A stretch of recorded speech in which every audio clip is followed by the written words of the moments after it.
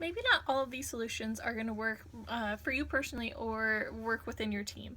It's important to pick the ones that you are able to incorporate into your process. I think that the easiest one that's going to be for you to fold into your process is creating a positive candidate experience. It's really not going to take you a lot of time and effort to get this in place. I think it's something more things that you should be doing right now, and it'll just help check yourself.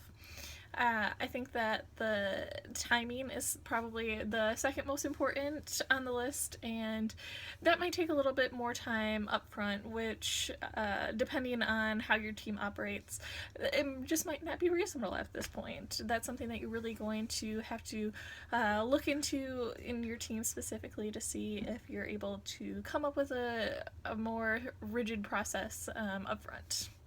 But if you are able to do that, it will help cut time in the long run. Lastly, with compensation and benefits, that's another thing. You're really going to have to look at these things up front. What are we able to change? What is, set in stone?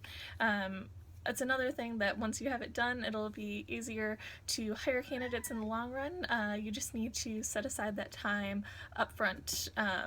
What most of these techniques come down to is whether or not you're willing to put up that time up front to help you save time in the long run.